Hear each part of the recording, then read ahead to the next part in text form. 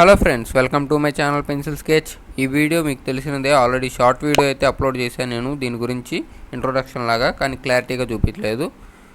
ఇదే ఆ video. So ఎందుకు అంత స్పెషల్ అంటే, ఇది మనం హైపర్ రియలిస్టిక్ ఆర్ట్ అయితే వేస్తున్నాం for the first time. Output ఎలా వచ్చింది అనేది తెలియదు, బట్ మన ఎఫర్ట్స్ మాత్రం 100% ఇవ్వాలి దేనికైనా. సో ఎలా వచ్చింది అవుట్పుట్ అనేది మీరే చూసి చెప్పాలి.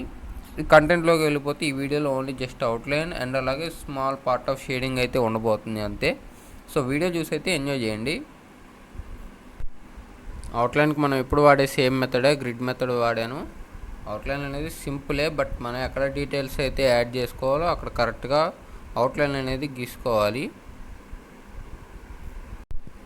మనం వాడిన టూల్స్ వచ్చేసి, ఈ పెన్సిల్ స్కెచ్కి వాడిన వచ్చేసి బ్రష్ 250 GSM పేపర్ అయితే వాడాను, సాఫ్ట్ ఫినిషింగ్ది. అండ్ అలాగే పెన్సిల్స్ వచ్చేసి ఆర్ట్లైన్ పెన్సిల్స్. చీప్ అండ్ బెస్ట్లో మనకి చాలా మంచి పెన్సిల్స్ ఆర్ట్లైన్ అనేవి. అండ్ అలాగే మనకి బాగా యూజ్ అయ్యేవి ఏంటంటే graphite powder and blending brush. ఇలాంటి వాటిలో హైపర్ రియలిస్టిక్ కానీ నార్మల్ పోర్ట్రేట్స్లో కానీ మనం వేయాలనుకుంటే చాలా బాగా యూజ్ అవుతుంది graphite powder and blending brush అయితే. సో నెక్స్ట్ వచ్చేసి మోనోజర్ ఎరేజర్ అండ్ నీడెడ్ ఎరేజరు. అది అన్నిటికీ వాడేదే, అన్ని స్కెచెస్లోనూ వాడేదే. అన్ని స్కెచెస్ కంటే హైపర్ రియలిస్టిక్ పోర్ట్రేట్లో మనం జాగ్రత్తగా చూపించాల్సింది హైలైట్స్ అండ్ అలాగే మిడ్ టోన్స్, లో టోన్స్. అవి కొంచెం చూసుకున్నా పర్లేదు, కానీ హైలైట్స్ మాత్రం compulsory. Highlights and dark tones అయితే కంపల్సరీగా మనం పోర్ట్రే చేయగలగాలి. అవి పోర్ట్రే చేయగలిగితేనే మనకి ఆ అవుట్పుట్ అనేది, ఆ ఇమేజ్ రిఫరెన్స్ ఇమేజ్కి తగ్గట్టు మనం సెలెక్ట్ చేసుకున్న ఇమేజ్కి తగ్గట్టు మనం వేసిన పెన్సిల్ స్కెచ్ అనేది వచ్చింది.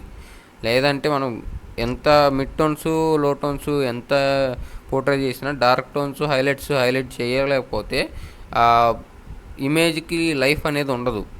సో కాబట్టి మనం బాగా ఫోకస్ చేయాల్సిందల్లా హైలైట్స్ అండ్ డార్క్ టోన్స్. అలానే లో టోన్స్, మిడ్ టోన్స్ వదిలేయమని చెప్పట్లా, కానీ వీటి మీద ఏవైతే డార్క్ టోన్స్, హైలైట్స్ ఉంటాయో వాటి మీద ఎక్కువ ఫోకస్ చేయాలి మనం. రిఫరెన్స్ ఇమేజ్లో ఉంది ఎవరో కూడా తెలియదు, సెలబ్రిటీ కాదు. చూడగానే ఇది హైపర్ రియలిస్టిక్ వేయడానికి నాకు పర్ఫెక్ట్ అనిపించింది, అందుకని వేస్తున్నాను అంతే. అంతేగాని ఇదే సెలబ్రిటీ ఫోటోనో లేకపోతే ఇంకే ఫోటోనో, మోడల్ ఫోటోనో కాదు. జస్ట్ చూడడానికి బాగుందని చెప్పేసి వేస్తున్నాను. ఇది నేను వేయడానికి అనుగుణంగా ఉంది. సో రిఫరెన్స్ ఇమేజ్ సంగతి పక్కన పెడితే, మనం ఇక్కడ హైపర్ రియలిస్టిక్ పోర్ట్రేట్ వేస్తున్నప్పుడు గుర్తుపెట్టుకోవాల్సిందల్లా మెయిన్ దీని ఫోకస్ అండ్ టైం అనేది మనం ఎక్కువ కేటాయించాలి. ఆర్టిస్టిక్ స్కెచెస్ వేరు, హైపర్ రియలిస్టిక్ స్కెచెస్ అనేది వేరు. మనం దీని మీద ఫోకస్ చేయాల్సిన ఆర్టిస్టిక్కి దీనికి తేడా చూసుకున్నట్లయితే, ఆర్టిస్టిక్లో మనం టోనల్ వాల్యూస్ చెక్ చేసుకుంటే సరిపోద్ది.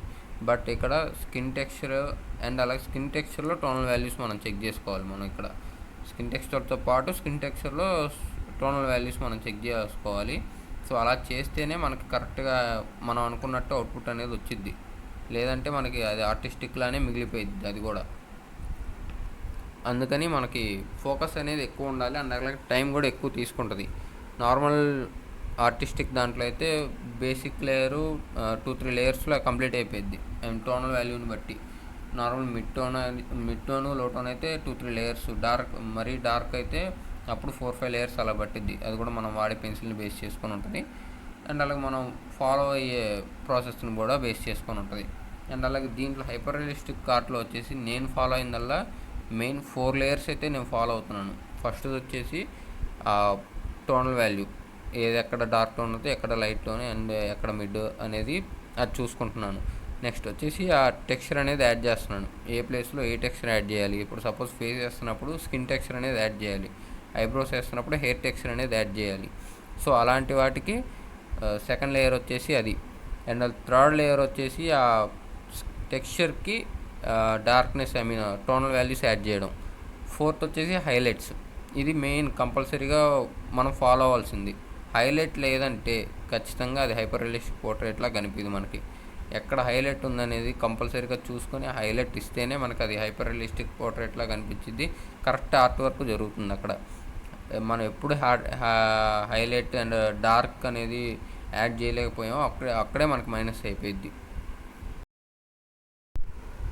నార్మల్ మనకు ఆర్టిస్టిక్ దాంట్లో వేసేటప్పుడు మనకి సేమ్ ఇదే రిఫరెన్స్ ఇమేజ్ తీసుకొని హైలైట్స్ హైపర్ రియలిస్టిక్గా కాకుండా నార్మల్ ఆర్టిస్టిక్గా వేయాలంటే మనకి 4-5 అవర్స్ 6 అవర్స్లో అయిపోయింది, కంప్లీట్ అయిపోయింది. బట్ అదే 4-5 అవర్స్ హైపర్ రియలిస్టిక్ ఆర్ట్లో చేద్దామంటే మాత్రం నేను బేసిక్ బిగినర్స్ వరకు చెప్తున్నాను. మినిమం అది 6 అవర్స్ ఎవరేజ్ చేసుకున్నా కూడా నాకు తెలిసి 20% 30% కంప్లీట్ అయ్యిద్ది మనం షేడింగ్ చేయాల్సిన దాంట్లో. ఫుల్ ఇమేజ్ అనేది ఆ 6 అవర్స్ 7 అవర్స్లో నాకు తెలిసి అయితే కంప్లీట్ అవ్వదు. నేను చెప్తుంది బిగినర్స్ గురించి, ప్రొఫెషనల్స్ వేరు.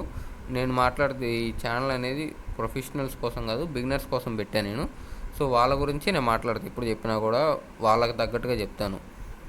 సో అలా చూసుకుంటే మనకు చాలా టైం అనేది పట్టిద్ది. సో నాకు కూడా వీడియోస్ చేయడానికి కూడా చాలా టైం అయితే పట్టిద్ది ఎక్కువ.